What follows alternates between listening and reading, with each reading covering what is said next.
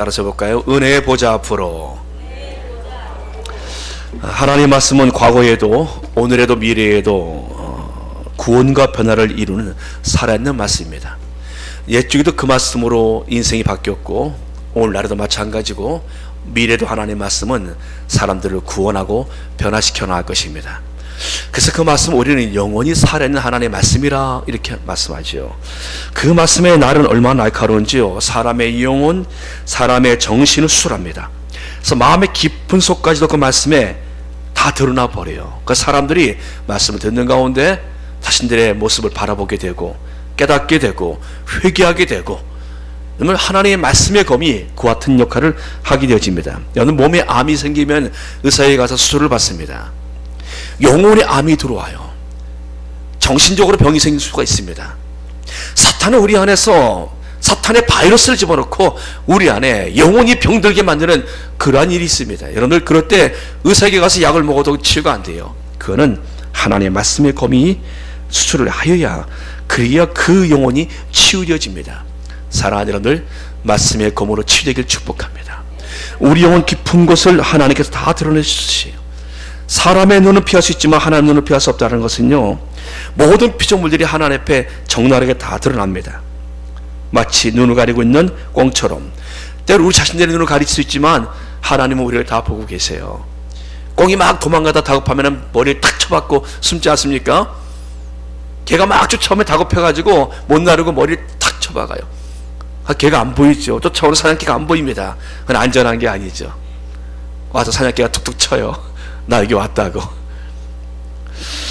여러분들,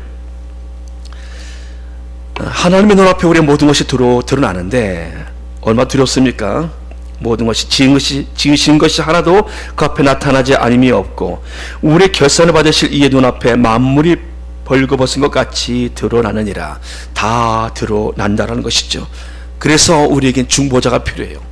우리가 다 드러내는 그런 모든 죄를 덮어주고 용서해주고 변호해주고 하실 중보자가 필요합니다. 대신 챙겨주실 중보자가 필요해요. 그래서 오늘 성경 우리에게 그 중보자를 소개하십니다. 그러므로 14절 말씀 한번 읽어볼까요? 14절 말씀 시작. 그러므로 우리에게 큰 대상이 계시니 승천하시니 곧 하나님의 아들 예수시라. 우리가 믿는 도리를 굳게 잡을지어다. 아멘. 우리에게 큰 대상이 계시니, 여러분들 우리에게 있는 큰 대상이 계시다 말씀하십니다. 대상 어떤 일을 한 사람입니까? 제사장 중에서 한 명이 선출되어집니다. 이 사람은 제사장 중에 대표가 되어지는 거예요. 이 사람은 1년에 한 번씩 사람들의 모든 죄를, 백성들의 모든 죄를 다 짊어지고 재물을 갖고 하나님의 정수에 들어갑니다. 그리고 거기서 홀로 하나님을 대면하고 그 제사를 드려요. 사실 그 안에 들어갈 때 대상도 두려워요. 왜냐? 자기 죄 때문에 죽을 수 있기 때문에. 그렇지만 백성들의 죄를 다 안고 들어가서 재물을 그 앞에 드리고 제사를 드렸던 기가 막힌 그런 자래요. 이 대상은요, 제사장 중에서 유일한 한 사람 들어가서 하나님 앞에서 그 사람이 대표로 제사를 드립니다. 재물을 드리고 제사를 드리죠. 근데 여러분들, 우리에게 있는 큰 대상이 계시니라고 말씀하세요. 대상이 일반 대상이 아니에요. 큰 대상이 계십니다. 여러분들, 형님도 일반 형님이 아니에요. 큰 형님 있지 않습니까? 대상도 일반 대상이 아니에요. 큰 대상이 계세요. 대상 중에서 큰 대상이 계시어 보니까 그분이 누구십니까? 그분이 바로 승천하시니 곧 하나님의 아들 예수시라 말씀하십니다. 예수님이 우리의 큰 대상이 됐다 말씀하시요. 대상들은요, 재물을 갖고 와서 하나님 앞에 제사를 드렸지만 큰 대상 되신 예수님은 자신을 제물로 드립니다. 그래서 인류의 모든 속죄를 이루시요. 제사장들처럼 재물을 가져와서 재물을 바치는 것이 아니라 자신을 드려서 십자가에서 드려서 죽으시고 부활하심으로 큰 대상이신 예수님은 자신을 제물로 바쳤던 분이세요. 여러분, 그분은 하나님의 아들이십니다. 이분은 승천하신 분이셨고 제물로 드리셨지만 승천하시고 하나님의 아들이십니다. 그 예수님께서 자신을 드리실 때 어떤 일이 벌어졌습니까? 지성소가 찢어져 버려요. 하나님과 사람과의 막힌 담이 허물듯이 지성소, 성소를 가렸던 그 성소의 휘장이 찢어져 버립니다. 그래서 하나님과의 막힌 담이 열려버리는 거예요. 그땐 대상만 나갔지만 지금은 이제 우리가 예수님 이름으로 누구든지 나가요. 주님 나갈 수 있습니다. 주님 저에게 이런 것들이 필요해요. 과거에는 못했어요. 대상이 대신 났어요. 저 이런 죄 졌는데 용서해 주십시오. 우리가 각자 나갈 수가 있어요. 하나님이 휘장을 예수님을 통해서 찢으시고 이제 누구든지 하나님께 나올 수 있도록 길 열어놓으셨어요. 여러분 그 안에 지성소 안에 무엇이 있었습니까? 하나님의 임재를 상징하는 법궤가 있었어요. 법궤 안에 세 가지 아론의 쌍난 지팡이 하나님의 능력을 의미합니다. 또 하나는 하늘의 만나 하나님이 모든 것을 책임져 주신다라는 하늘의 만나가 있어요. 또 하나는 뭐였습니까? 하나님이 친히 쓰신 돌판에 쓰신 십계명이 있습니다. 말씀의 백성으로 살아라. 여러분들 하나님의 능력 하나님의 만나 하나님의 백성들을 인도하신 말씀 이것이 바로 하나님의 임재를 상징하는 법궤에 있는 세 가지였어요. 법궤 하나님의 상징을 의미합니다. 여러분들 하나님께서 이제 지성소를 옮기세요. 어떻게 옮기십니까? 예레미야 31장 31절 말씀 보면요, 여호와의 말씀이니라. 보라 내가 나를 이르니 내가 이스라엘 집과 유다 집에 새 언약을 맺으리라. 새 언약이에요. 옛 언약이 아니라 새로운 언약을 맺습니다. 이 언약은 내가 그들의 조상들의 손을 잡고 애굽 땅에서 인도해 내던 날에 맺은 것과 같이 아니할 것은 내가 그들의 남편이 되었어도 그들이 내 언약을 깨뜨렸습니다. 하나님이 구약의 백성들과 언약을 맺었지만 그들이 언약을 깨뜨렸어요. 그래서 하나님께서 예레미야 선지자를 통해서 그러나 그날 후에 내가 이스라엘 집과 맺을 언약은 이러하니 예레미야를 통해서 말씀하십니다. 곧 내가 나의 법을 그들의 속에 두며 그들의 마음에 기록하여 나는 그들의 하나님이 되고 그들은 내 백성이 될 것이라. 여호와의 말씀이니라. 아멘. 여러분 새로운 언약을 맺으시는데 새로운 언약은 여러분 옛 언약이 아니에요. 새 언약입니다. 새 언약은 하나님의 말씀의 법을 우리 안에 두세요. 즉 하나님의 법궤가 우리 안에 들어옵니다. 우리가 하나님의 지성소 하나님의 임재가 있는 하나님의 우리 몸이 지성소가 되어지고 우리 안에 하나님이 그 법궤 말씀의 법을 우리 안에 두신다고 말씀하시에요. 사랑하는 여러분들 우리가 그래서 하나님 앞에 거룩한 성전입니다. 서로 인사합니다. 당신이 거룩한 성전입니다. 우리가 하나님 앞에 거룩한 성전이 되어져요. 너희가 하나님의 성령이 전인 줄 알지 못하느냐라고 말씀하신 그 말씀이 그 말씀이에요. 우리가 하나님의 거룩한 성전이 되어졌어요. 성수가 바로 내가 되어진 겁니다. 기도할 때 여러분들 하나님께서 내게 말씀하시 보니까 하나님이 내 안에서 만나주십니다. 내 하나님 말씀을 주시고 그분의 능력 그분의 인도하심 또 그분의 말씀이 내 안에 있습니다. 즉 그 법궤가 내 안에 있는 거예요. 어떤 분들은 법궤가 어디 있는가 찾아야 된다는 거예요.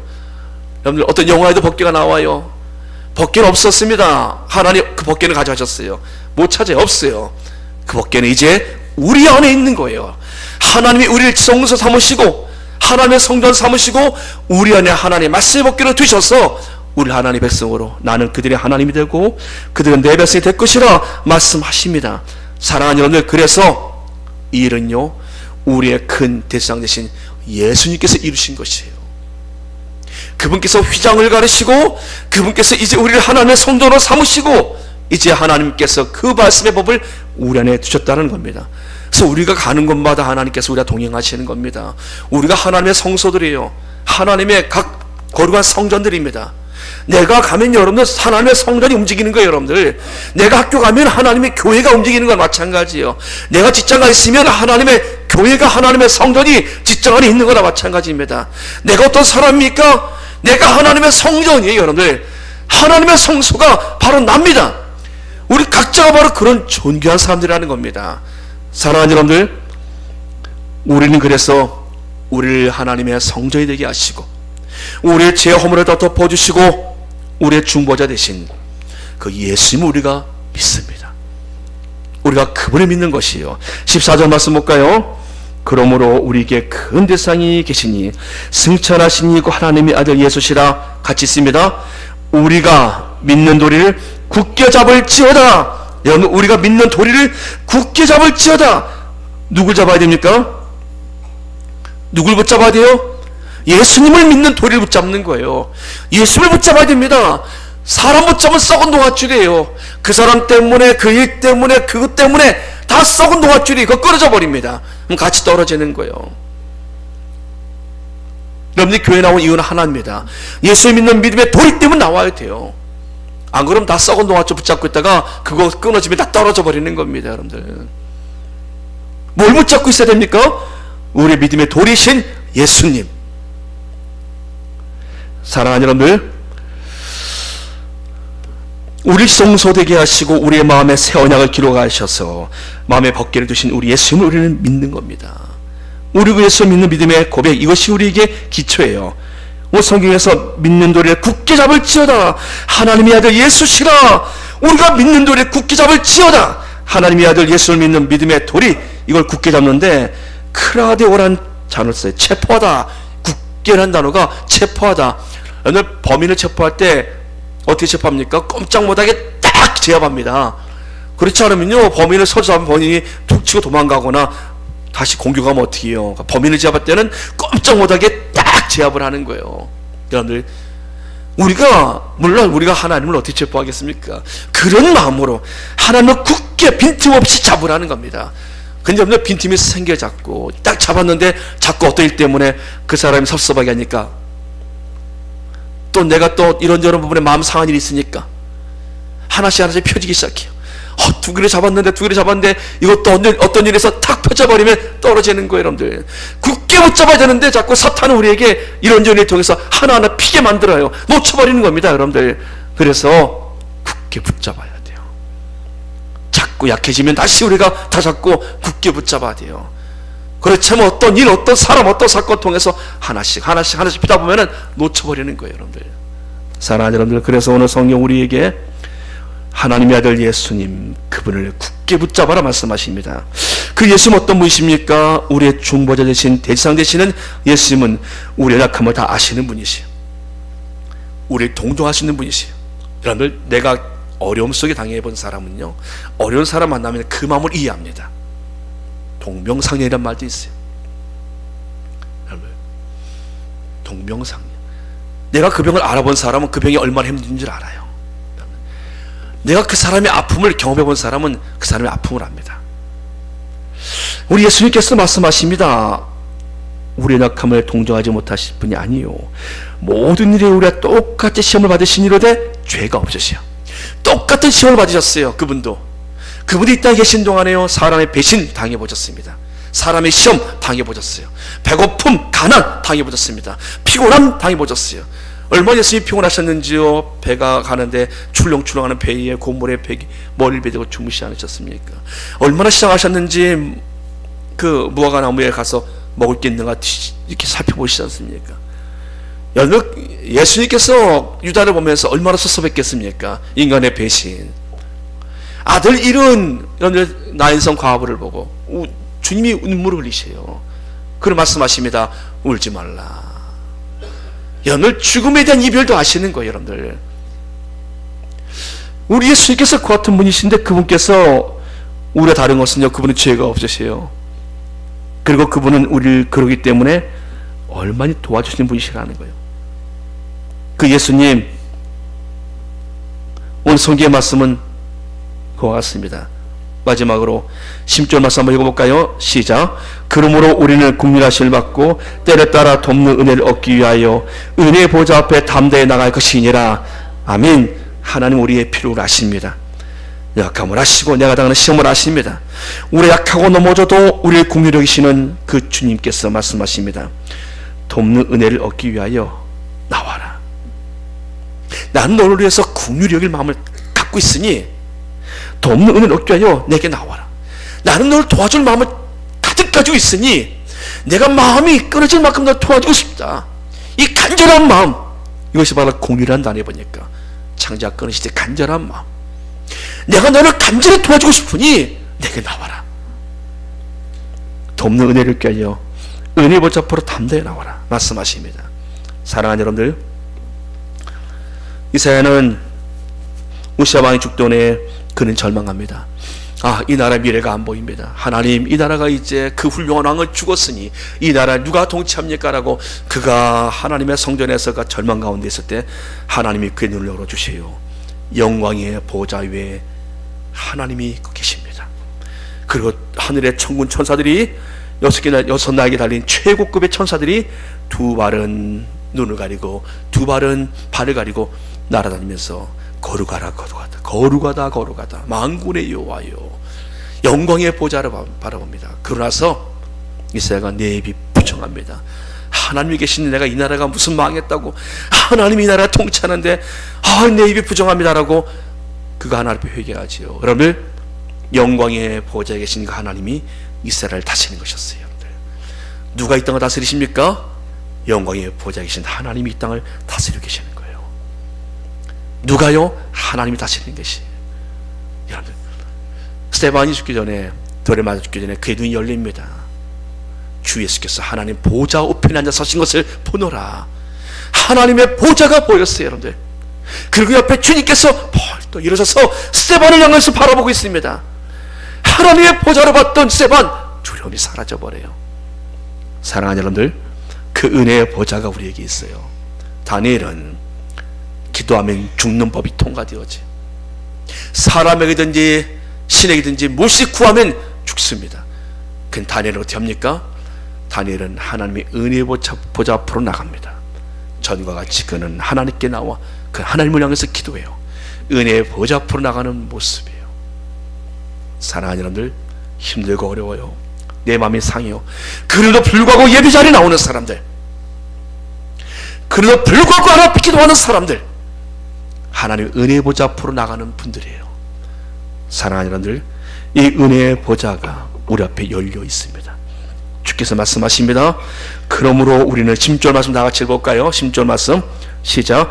그러므로 우리는 국률하심을 받고 때를 따라 돕는 은혜를 얻기 위하여 은혜의 보좌 앞에 담대히 나갈 것이니라.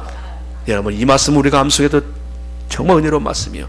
우리는 국률하심을 받고 때를 따라 돕는 은혜를 얻기 위하여 은혜의 보좌 앞으로 담대히 나갈 것이니라. 하나님의 은혜의 보좌가 열려 있습니다. 누구든지 죽게 나오면 하나님의 공유하신 은혜를 입을 수가 있어요. 때를 따라 돕는 은혜를 입을 수가 있습니다. 이스라엘 백성들은 농사를 져요. 이른 비와 늦은 비가 적절히 와야 돼요. 한 번에 확 와도 안 되고 적절히 와야지 농사가 됩니다. 우리 농사 그렇지 않습니까? 한 번에 폭우가 오는 것보다 그 비가 나눠서 오는 게 훨씬 낫지 않습니까? 그러니까 맨날 비만 오면 안 돼요. 농작물 썩어요. 비도 오고 태양도 햇볕도 뜨고 이게 조화를 이루어야지 농작물이 잘 되어지는 거예요. 이스라엘 백성들에게 이런 비, 늦은 비는 굉장히 중요한 비입니다. 필요할 때 이런 비는요, 작물을 심을 때 필요한 비고요. 늦은 비는 작물이 이제 성장하고 나서 비가 많이 필요해요. 물습기가 많이 필요합니다. 그래야 또 부쩍 자라거든요. 늘 하나님께서 때를 따라 돕는 은혜를 그들에게 주시는 것을 그들은 바라보았어요. 하나님, 우리 하나님 어떤 분이십니까? 때를 따라 돕는 은혜를 주신 분이세요. 우리에게 가장 무엇이 필요한지, 지금 내게 가장 필요한 것이 무엇인지 하나님 그 때를 따라서 우리에게 적절하게 때로는 쉼도 주시고 때로는 일도 주시고 때로 우리에게 어떤 일 통해서 우리의 다운됐던 그런 것들을 진작에 다시 일으켜 세워주시고 우리의 삶의 부분들을 하나님은 때를 따라 하나님은 우리를 도와주시는 하나님이시라는 겁니다. 사랑하는 여러분, 그 하나님께서 말씀하십니다. 은혜의 보좌 앞으로 담대히 나와라. 사랑하는 여러분, 어떠한 가운데 여러분들이 힘들고 어려울수록 여러분 더 하나님의 은혜의 보좌 앞으로 나오시기를 축복합니다. 그 은혜의 보좌가 열려 있습니다. 여러분 오시면 하나님의 긍휼을 입을 수 있으십니다. 서로 인사합니다. 은혜의 보좌 앞으로 나갑시다. 기도하겠습니다. 전능하신 아버지,